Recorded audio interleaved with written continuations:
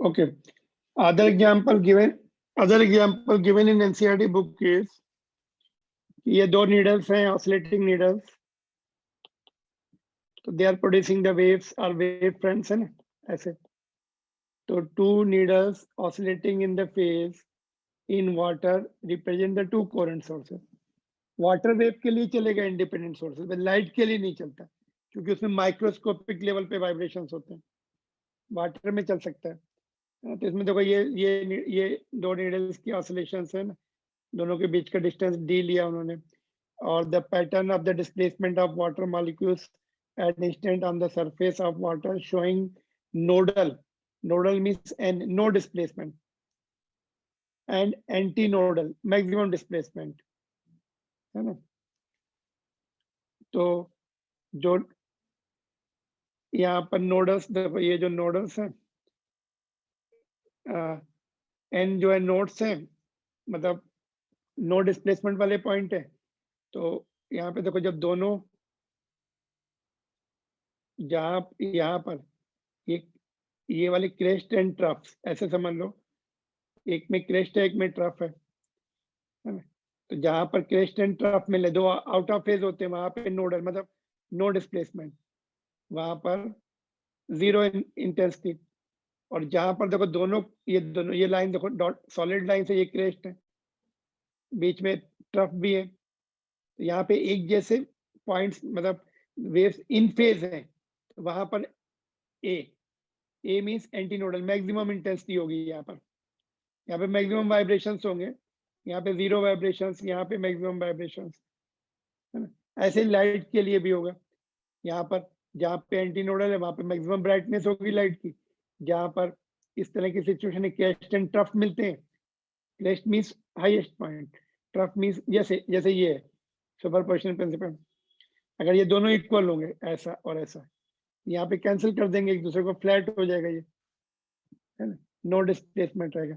जहाँ पे ऐसा होगा तो मैक्सिमम हो जाता है, तो वहां पे मैक्सिमम लाइट हो जाती है. लाइट के केस में वाटर वाइब्रेशंस के केस में तुम्हें वाइब्रेशन दिखेंगे तुम्हें. तो like this as in the water, similarly for light also things happens. ठीक है, तो will see Young's double slit experiment पढ़ेंगे थोड़ी देर में. तो पहले हम लोग फेज डिफरेंस पार्ट डिफरेंस की बात करते हैं. जैसे ये क्वेश्चन है, what is the phase difference between two waves having path difference λ/4. Path difference λ/4 है, तो फेज डिफरेंस कितना होगा. फार्मूले में वैल्यू पुट कर देंगे, ये x दिया हुआ है,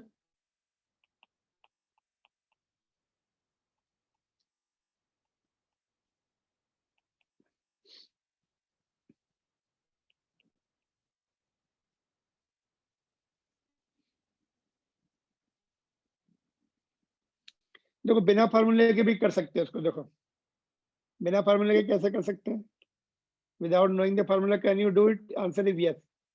देखो कैसे कर सकते हैं, वेवलेंथ को 4 से डिवाइड कर दिया, तो ये जो वेव होती है, ये 2 पाई किसके बराबर होता है, 360 के बराबर होता है. 360 को भी 4 से डिवाइड कर दो, 90 डिग्री आ जाएगा. ये लैम्डा एंड 2 पाई दोनों इक्विवेलेंट होते हैं ना. तो लैम्डा अगर 4 से डिवाइड है तो 360 को भी 4 से डिवाइड कर दो, 90 डिग्री आ गया. वही अपना आंसर आया 90 डिग्री. तो बिना without knowing formula common sense से निकाल सकते हैं. If lambda is divided by 4, 360 will also be divided 4. ये देखो next question, what is the path difference between two waves having phase difference 2 λ/3. तो 2 पाई को 3 से डिवाइड किया तो लैम्डा को भी 3 से डिवाइड कर दो, λ/3 आ जाएगा. या फिर फार्मूला से निकाल लो, phi equal to 2 pi by lambda into x. Phi की वैल्यू दी है 2 pi by 3, 2 pi by lambda into x. तो 2 पाई कैंसिल हो गया, तो x is equal to λ/3. Clear. तो डायरेक्ट जो है 2 पाई को जितने से डिवाइड किया है उतने से ही लैम्डा को डिवाइड करने से पाथ डिफरेंस आ जाएगा, और पाथ डिफरेंस दिया तो फेज डिफरेंस आ जाएगा. लैम्डा की जगह 360 कर दो तो फेज डिफरेंस आ जाएगा 120 डिग्री. ये 120 डिग्री के बराबर होता है 2 pi by 3. So without remembering the relation you can manage the things between path difference and phase difference. Because we have to solve the numericals, in that we need the phase difference. तो path difference कभी कभी दिया होता है तो phase difference निकल के numerical solve करने पड़ते हैं. Clear to all? Yes sir. ठीक है, तो ये रिमेम्बर रखो, ये इसको याद रखो. 11th के चैप्टर में भी काम आता है. Those who are going for competitive examination.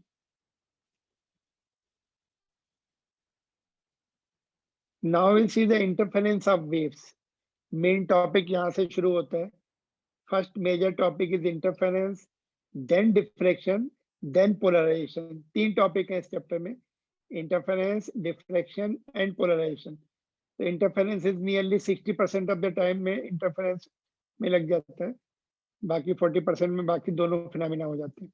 So this is the major topic of wave optics.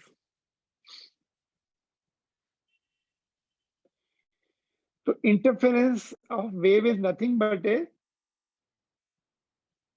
redistribution of intensity of light of two waves according to superposition principle. Interference में क्या होता है, किसी पॉइंट पर जब दो वेव्स मिलती हैं, two waves, they energy redistribute हो जाती है according to superposition principle, according to our vector law, है ना. It is a redistribution of intensity of two waves coming from two coherent sources according to superposition principle. तो coherent sources होना जरूरी है. Without coherent sources, no interference.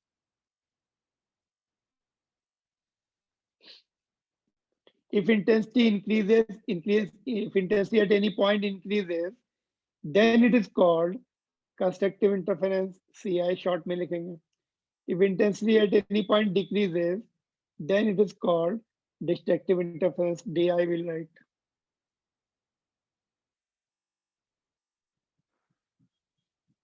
ठीक है, तो interference is nothing but a redistribution of intensity according to superposition principle.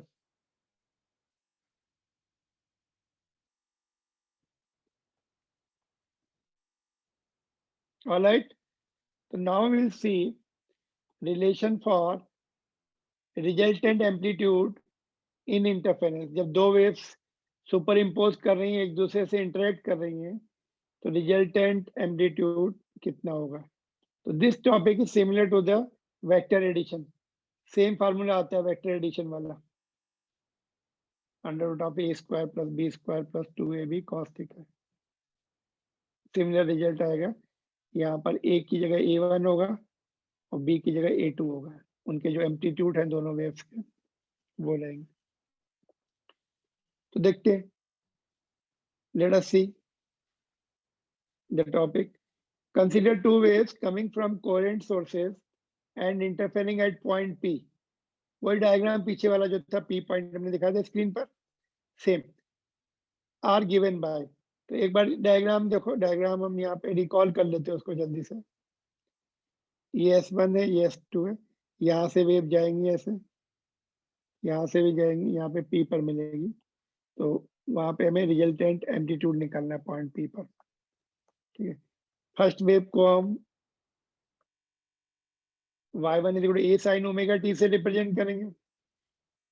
इसमें देखो wave equation याद है तुम लोग को, a sin omega t minus kx ऐसे रहती पूरी. तो x is equal to 0. Point p पे ही हमने समझ लो रेफरेंस पॉइंट ले लिया, तो kx वाला टर्म हमने न्यूट्रलाइज कर दिया, तो कैलकुलेशन थोड़े इजी हो जाएंगे. kx वाला टर्म न्यूट्रलाइज कर दिया, है ना. तो y2 is equal to a2 sin omega t plus phi. Phi क्या है? Phi is the phase difference at point P. Phase difference will come because of path difference. वैसे तो दोनों वेव्स कोहेरेंट है, एक ही सोर्स से आ रही, तो उनके बीच में वैसे इनिशियली फेज डिफरेंस नहीं रहता, बट पाथ डिफरेंस की वजह से डिफरेंट पॉइंट पे फेज डिफरेंस जनरेट होता है. तो पॉइंट P पे पाथ डिफरेंस आ गया, तो इसलिए फेज डिफरेंस आ जाएगा. तो resultant wave is y1 plus y2. तो y1 की वैल्यू पुट कर देंगे, y2 की वैल्यू पुट कर देंगे, इसको एक्सपेंड कर लेंगे. साइन ए प्लस बी वाले फार्मूले से sign A cos B plus cos A sine B. ठीक है, अभी साइन ओमेगा टी और इसमें भी साइन ओमेगा टी है, इसमें से साइन ओमेगा टी कॉमन ले लिया, ए1 बचा और यहाँ पे ए2 कॉस फाई बच गया और इसको एज इट इज लिख दिया। ठीक है,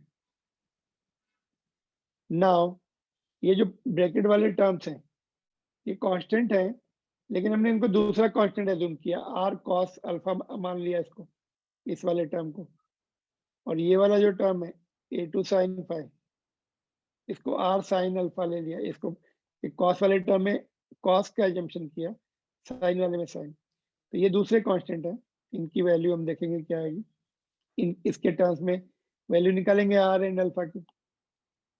तो इस कांस्टेंट को ये और इस कांस्टेंट को ये लेने से ये इक्वेशन साइन के टर्म में कन्वर्ट हो जाती, तो ये वैल्यू ऊपर पुट कर देंगे और आर कॉमन निकाल के ये साइन ए प्लस बी का एक्सपेंशन है फिर से ये, तो इसको हमने लिख लिया ए साइन ए प्लस बी। तो ये जो रिजल्टेंट वेव मिल गई है, it is equation of resultant point P पर, ये वेव रिजल्टेंट वेव की इक्वेशन ये होगी,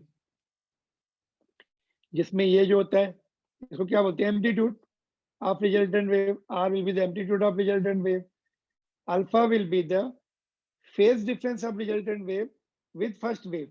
तो first wave sine omega T है, तो साइन ओमेगा टी से प्लस माइनस, तो प्लस आ रहा है, फर्स्ट वेव से प्लस अल्फा आ रहा है,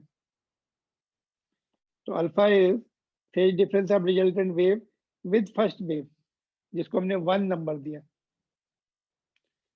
तो आर की वैल्यू अल्फा की वैल्यू निकाल लेंगे, इनके टर्म्स में ही निकालना है बिकॉज यही नोन टर्म्स है। तो R is the amplitude of resultant wave, तो रिजल्टेंट एम्पलीट्यूड है वो, है ना। तो यहाँ से देखो इक्वेशन 3 और 4 को स्क्वायर करके ऐड कर दो, तो ये वाला तो sine square alpha plus cos square alpha 1 हो जाएगा, ये वाले टर्म्स हमने इधर लिख दिए, इसको भी थोड़ा सिंप्लीफाई कर दो, इसमें से और इसमें से a2 स्क्वायर कॉमन आ जाएगा, तो ब्रैकेट में sine square five plus cos square five that will become 1, यहाँ पर 1 हो गया। तो ये ऐसा है, ये वेक्टर जैसे ही तो फार्मूला है जो हमने 11th में पढ़ा था वेक्टर्स में, 12th में भी है, under root of a1 square plus a2 square plus 2a1 a2 cos phi, similar to the vector sum. और अल्फा क्या होगा, देखो अल्फा जो है यहाँ से देखो ये परपेंडिकुलर ड्रॉ किया, तो ये वाला हो जाएगा a2 sine phi, tan alpha will be perpendicular, इसका कंपोनेंट ये आएगा a2 साइन फाइव, नीचे टोटल डिस्टेंस आ जाएगी a1 plus a2 cos phi, ये भी सिमिलर टू द वेक्टर, जो रिजल्टेंट कितना एंगल बनाता है, यही तो था वहां पर, a cos थीटा था, नहीं सॉरी a sin थीटा था वहां पर, अपॉन a प्लस, नहीं यहाँ पे b था sorry, b sin theta upon a plus b cos theta, तो सिमिलर रिजल्ट है वेक्टर जैसे ही, तो इसकी जरूरत नहीं पड़ेगी हमें, इसकी जरूरत पड़ेगी ज्यादातर। ठीक है, तो ये डेरिवेशन हमने कर लिया, तो समटाइम्स हमें रिक्वायर इसके न्यूमेरिकल आते ज्यादातर।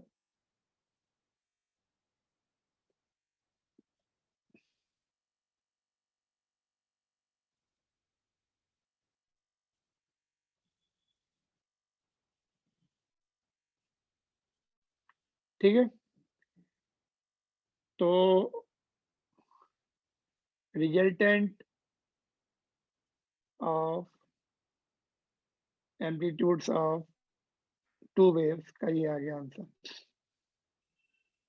एम्पलीट्यूड ऑफ रिजल्टेंट वेव बोल सकते हैं, which is according to the vector sum का जो फार्मूला था वैसा।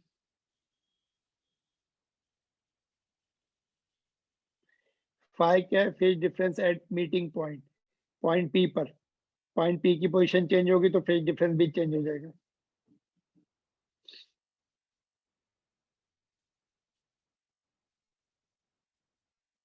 ठीक है, तो अभी इसकी एप्लीकेशन देखेंगे, इसके क्वेश्चंस आते हैं और इसी से हमें इंटेंसिटी का फार्मूला भी मिलता है ना। ये क्वेश्चन जो हम लोग करते हैं वेक्टर्स के लिए similar, if amplitude of two waves is a each, prove that r is equal to 2a cos phi by 2 where phi is the phase difference at a point where they interact. तो दोनों का amplitude A1 and A2 A दिया है, इसमें value put कर दो तो ये आ जाएगा, इसमें से A स्क्वायर कॉमन होके बाहर आ गया, cos phi वाला फार्मूला लगा दिया जिससे 1 कैंसिल हो जाएगा, cos 2 phi वाला फार्मूले से ये चेंज हो जाएगा, -1 कैंसिल हो जाएगा, तो ये आ जाता है। ठीक है, तो resultant amplitude of resultant wave को हम ऐसे भी लिख सकते हैं, अगर दोनों आइडेंटिकल वेव इंटरेक्ट हो रही है, A1 एंड A2 अगर A है तो ये फाइनली आ जाता है।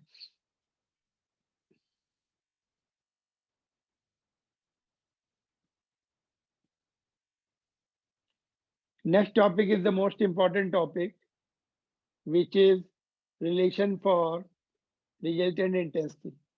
ये बहुत widely used relation है, इसके न्यूमेरिकल्स बहुत आते हैं।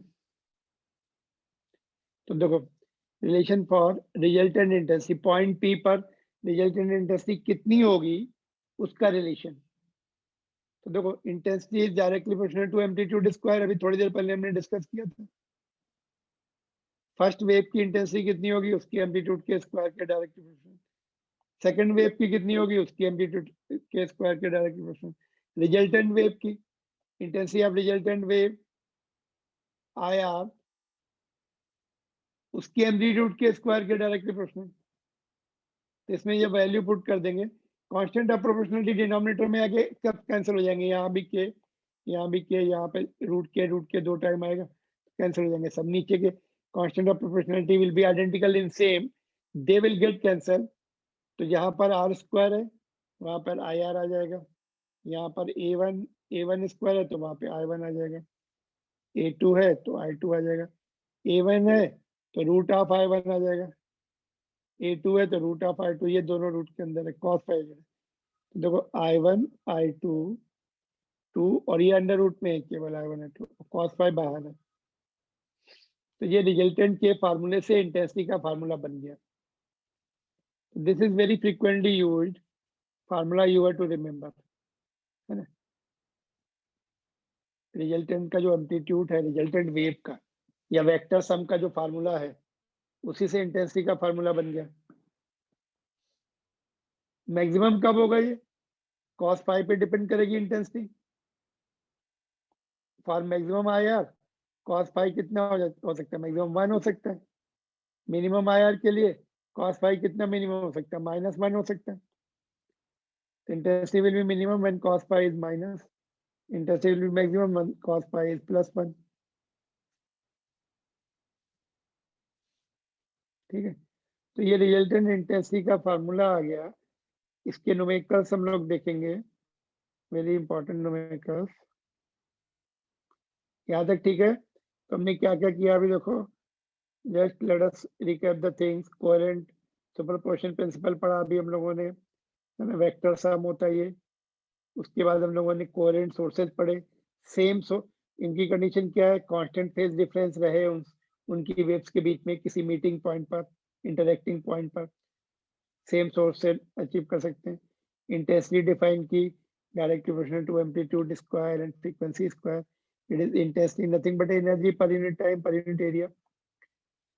एंड विड्थ, स्लिट विड्थ जो होती है उसके डायरेक्टली प्रोपोर्शनल होती है। फेज डिफरेंस और पाथ डिफरेंस के बीच में हमने रिलेशन बनाया, है ना, यूनिटरी मेथड से, phi is equal to 2 pi by lambda into x, है ना। देन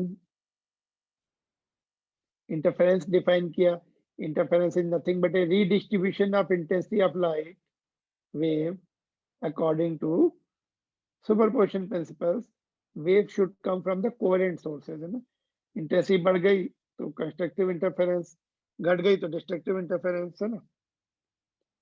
फिर हमने resultant amplitude, relation for resultant amplitude या फिर amplitude of resultant wave, resultant amplitude और कैसे लिख सकते हैं, एम्पलीट्यूड ऑफ रिजल्टेंट वेव और amplitude of resultant wave.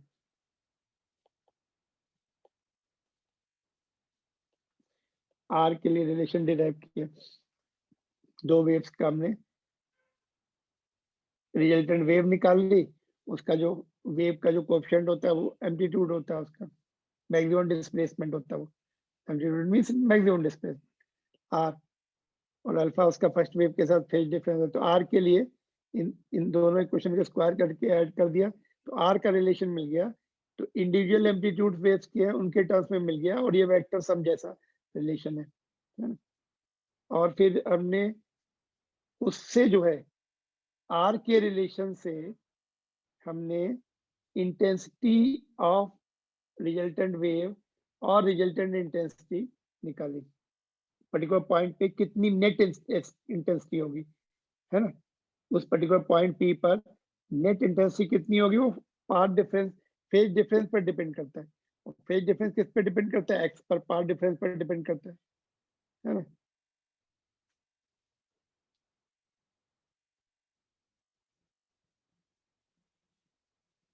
Phi की वैल्यू कितनी होती है बोलो?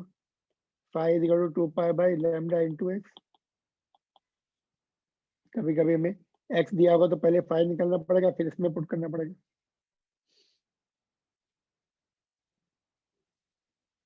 और कभी कभी जो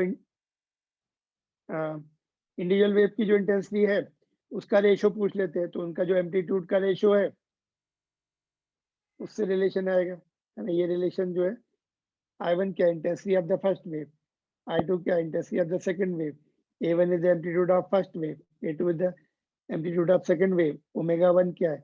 slit width of the first wave जिस होल से या स्लिट से निकल के आ रही उसकी विड्थ। इस पे न्यूमेरिकल्स आते जैसे ये क्वेश्चन है, if ratio of slit width is 9:4 find the ratio of intensities and ratio of amplitudes। तो ये फार्मूले से डायरेक्ट आ जाएगा, I1 by I2 is omega W1 by W2। तो स्लिट विड्थ 9/4 है तो I1 by I2 आ गया 9/4। एम्पलीट्यूड निकालने के लिए दूसरे रिलेशन से इस रिलेशन से इक्वेट किया तो अंडर रूट ले लेंगे दोनों तरफ, तो एम्पलीट्यूड का रिलेशन आ जाएगा। Since A1 by A2 square is equal to omega I1 by I2, तो ये 9/4 है, रूट ले लेंगे दोनों तरफ, 3/2 आ जाएगा। ठीक है, रिलेशन लर्न करके रखनी है, ये बोर्ड एग्जामिनेशन के लिए कभी कभी ऐसे 1 मार्क्स में या 2 मार्क्स में क्वेश्चन आते हैं।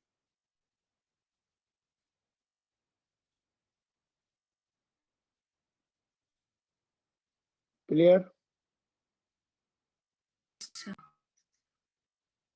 तो और क्वेश्चन इसके देखते हैं, इंपॉर्टेंट क्वेश्चन है आगे। देखो, if intensity of two waves is I not each, दोनों वेव्स जो S1 S2 से आ रही हैं उनकी इंटेंसिटी आई नॉट है, then find the maximum resultant intensity at any point if sources are coherent। Coherent sources के लिए तो ये फॉर्मूला लगेगा, I1 की जगह I0 पुट कर दो, मैक्सिमम निकालनी है तो मैक्सिमम में cos phi 1 होता है, तो ये वैल्यू पुट करके, तो ये देखो दोनों रूट के अंदर है तो रूट से बाहर आ जाएंगे, 4I0 आ जाती है। तो ये 4I0 आ गई, is it not the violation of law of conservation of energy? अगर दोनों की इंटेंसिटी I0 है तो 4I0 क्या कहाँ से आ गई? मैक्सिमम तो 2I0 रहनी चाहिए ना। एनर्जी कंजर्वेशन को वायलेट कर रहा है? No it is not, because it is a redistribution of intensity और एनर्जी, है ना? तो कहीं कहीं पर जीरो भी हो जाएगी, तो टोटल 2I0 ही रहने वाली, एवरेज जो है 2I0, ईच की I0 है तो एवरेज 2I0 रहेगी। तो रीडिस्ट्रीब्यूशन से it appears to be more violating the law of conservation of energy, but it is not, because somewhere it will be zero। ठीक है, तो अगर नेक्स्ट पॉइंट में इनकोहेरेंट सोर्सेज है, इनकोहेरेंट सोर्सेज में सिंपली ऐड हो जाएगी I1 plus I2, I0 plus I0, 2I0। तो sources are incoherent, then no interference phenomena, interference phenomena होगा ही नहीं तो सिंपली इंटेंसिटी ऐड हो जाएंगी। No phenomena of interference will take place if coherent sources are not there, that is a mandatory condition।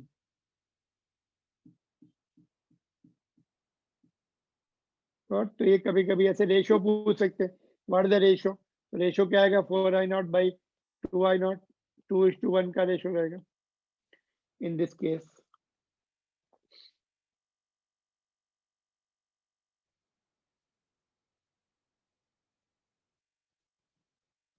Clear? So these are the important questions.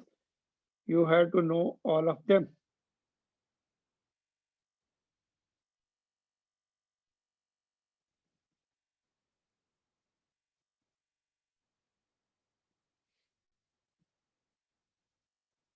All right.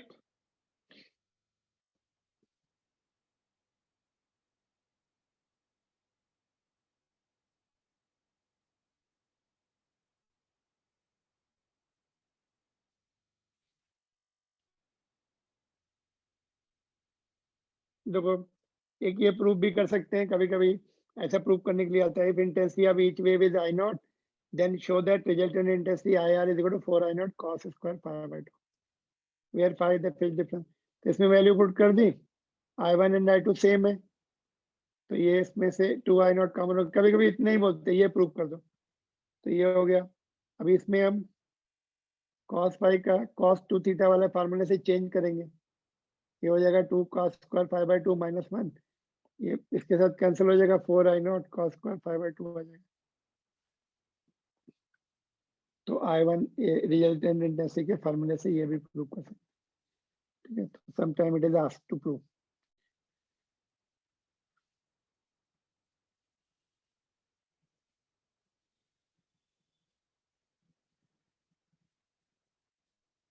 cos 2 theta का formula क्या होता है, 2 cos square theta minus 1 होता है क्या? तीन फार्मूले होते हैं cos 2 थीटा के, cos square theta minus sin square theta, उससे फिर हमने ये फार्मूला लेके आएंगे, ठीक है।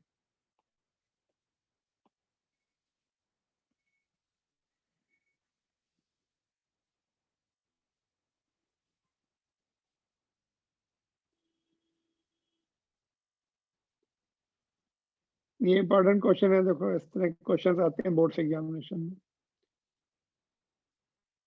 ये होमवर्क में कर लेना, ऑप्शन दिए सामने। Two coherent monochromatic light beams of intensity I and 4I are superimposed. The maximum and minimum possible intensity is in the resulting beam are. Maximum के लिए cos phi कितना पुट कर देंगे 1, मिनिमम के लिए cos phi -1 पुट करके निकाल लेंगे, आ जाएगा IR वाले फार्मूले में। तो सीधा आंसर टू नेक्स्ट क्लास में इसका आंसर देखेंगे क्या है, ओरली कर सकते हैं, just if you are the fast calculation orally निकाल सकते हैं जल्दी से,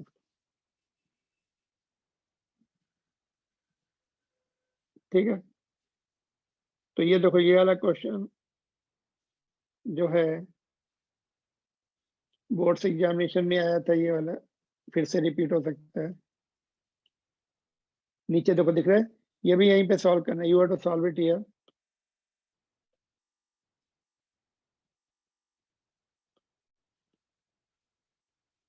देखो इफ इंटेंसिटी ऑफ, ये भी इंपॉर्टेंट क्वेश्चन है,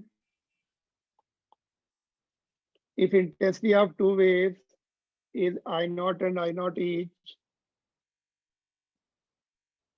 then find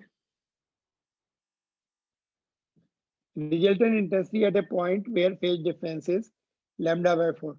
पॉइंट P पर सपोज lambda by 4 का फेज डिफरेंस है, पाथ डिफरेंस है, पाथ डिफरेंस जो है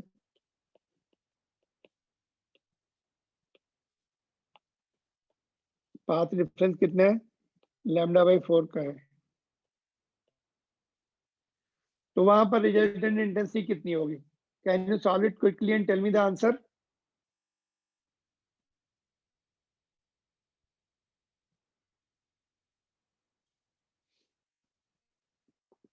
कौन सा फार्मूला लगेगा रिजल्टेंट इंटेंसिटी का? बट फाई नहीं दिया है, तो पहले फाई निकालना पड़ेगा,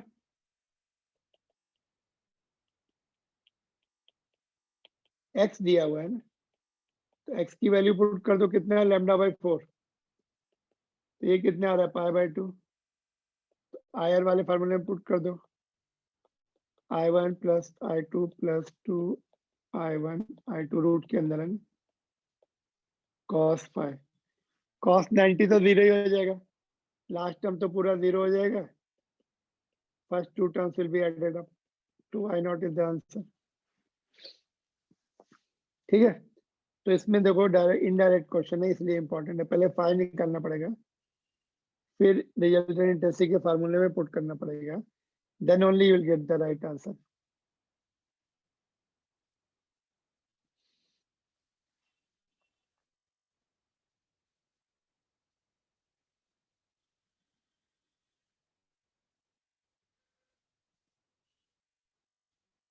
ठीक है,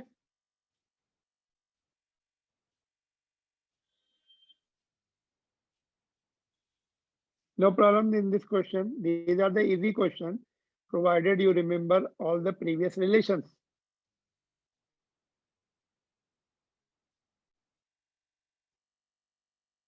देखो ये बहुत यूजफुल कंडीशन है ये।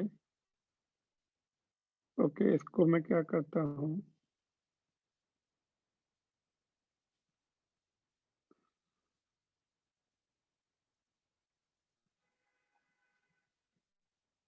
चलो उसकी जगह ये क्वेश्चन डिस्कस करते हैं, वो कल कर लेंगे, वो इंपॉर्टेंट कंडीशंस है। Tomorrow with the fresh, tomorrow means day after tomorrow, next class में। In place of that we'll do this question। ये थोड़ा सा देखो क्वेश्चन हटके है, ये क्वेश्चन थोड़ा सा, इसमें क्या बोल रहा है, ये ग्लास प्लेट है, ठीक है, इसमें से लाइट इंटेंसिटी आई, ठीक है, यहाँ से जो है रिफ्लेक्ट हो जाएगी कितनी, 25%, आई का 25% कितना होगा, I/4, बाकी कहाँ है, अंदर ट्रांसमिट हो गई, कितनी चली जाएगी, 3I/4।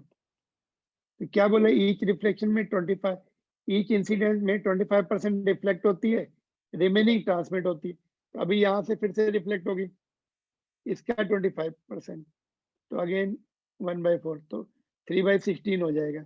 यहाँ से आई, फिर क्या होगा, फिर 25% रिफ्लेक्ट हो जाएगी, देखो बाकी बाहर आ जाएगी, तो ये दोनों, ये I1 हो जाएगी, जितनी I1 कितनी है, I/4, और ये I2 निकालना पड़ेगा जो कंडीशन दी है, 25% रिफ्लेक्शन एंड रिमेनिंग रिफ्रैक्शन। तो I2 निकाल के रिजल्टेंट इंटेंसिटी का फार्मूला लगाओ, मैक्सिमम मिनिमम का, find the ratio of minimum, I minimum है ना, I मिनिमम कितना होगा जब cos phi -1 होता है, मैक्सिमम कितना होगा जब cos phi +1 होता है। तो ये क्वेश्चन को तुम करो अपनी तरफ से, you will enjoy this question, doing this question, logical question है।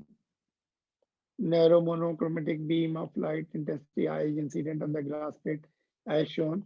Another identical glass plate is kept close to the first one and parallel to it. Each glass plate reflects 25% of the light incident on it and transmits remaining. Find the ratio of minimum and maximum intensity in the interference pattern formed by the two beams obtained one reflection at each plate। यहाँ से हो गया, फिर यहाँ से जो आएगी उसका कुछ तो ट्रांसमिट हो जाएगी, इसका जो रिफ्लेक्शन, इसका एक रिफ्लेक्शन ये हो गया, इसका एक हो गया, इसके बाद भी प्रोसेस चलेगा, बट इसके फिर एक रिफ्लेक्शन के बाद जो आएगी, ये I1 होगी, ये I2 होगी, तो वो I1 I2 करेक्टली निकालनी, फिर IR वाला फार्मूला लगा दो, मैक्सिमम मिनिमम के लिए cos phi -1 पुट कर देना, मैक्सिमम के लिए cos phi +1 पुट कर देना। ठीक है, तो ये ट्राई करो, टुमारो नेक्स्ट क्लास में I will tell you the answer, try and solve and send, देखते राइट आंसर आ रहा है। ठीक है, तो next class we are going to see the condition for constructive interference and destructive interference and Young's double slit experiment, most important topic is coming up in the next class। Shall I end now? or do you have any difficulty? Do you want to ask anything? कुछ पूछना है तो पूछ लो. We have the 1 minute remaining, 1 or 2 minutes remaining. बोलो, पूछना है किसी को कुछ? भूपेश, भूषण, खुशी, those who are present, दिशा, हर्ष, और कौन है? शिवानी.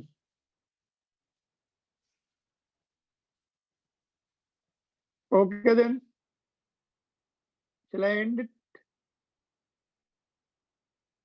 चलो फिर.